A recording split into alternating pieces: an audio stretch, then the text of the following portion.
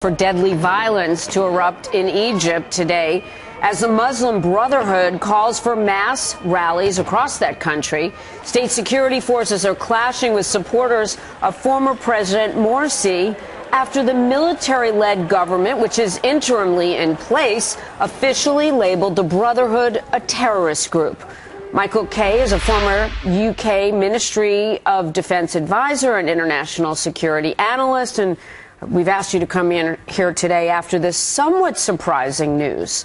All of a sudden making this declaration about the Brotherhood. Thanks for coming in. Pleasure. Thanks for having me. How important is this change of policy for the military-backed government for the United States? I think the designation of the Muslim Brotherhood as a terrorist organization by the Egyptian authorities has serious potential here to open a Pandora's box of political and social instability, especially as it's just in advance of the democratic process that's about to play out in terms of electing a new government, because President Morsi was ousted this summer.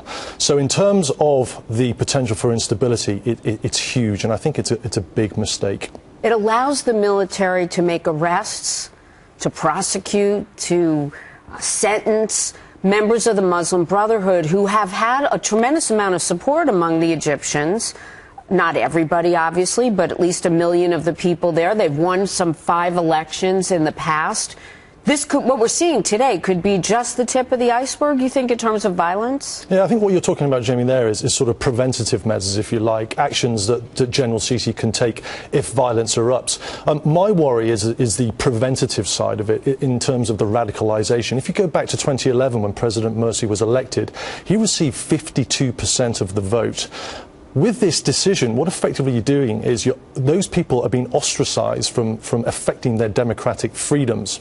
If you then overlay the serious social economic problems that we see in Egypt at the moment, for me that is a potentially explosive cocktail to increase the radicalization in the country. And Egypt is strategically vital for the US, both geopolitically because it's on the doorstep of Gaza, Israel and Libya, but also economically as well. It has power over the Suez Canal. That controls the global shipping lanes, and as we know, if there's instability in that area, it's going to have an adverse effect on oil prices, etc. Sure, if that closes, exactly, it could be very crushing to the economy. But more broadly as well, Jamie, and this is the real worrying factor, is the contradiction of terms on the Muslim Brotherhood within the region.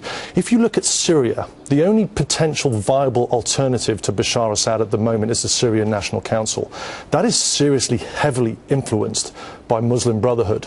If Egypt is now designating the Muslim Brotherhood as a terrorist organization, that's effectively putting the West in a very hard position when it comes to options looking at Syria, Bashar Assad, and the political alternatives to what we're seeing in the region. So I think both from Egypt's perspective and also the region, this is a potentially bad situation that we're looking at. Certainly not a step in the direction of stabilizing the region, and I would doubt if Assad would actually then go ahead and follow by saying that the Muslim Brotherhood or the organization there relative to it is a terrorist organization. We're going to have to wait and see. But, Michael, please come back and follow this with us. It has developed so much in just the last 24 hours. Thanks very much. Thank you very much. Pleasure. Happy New Year. You too.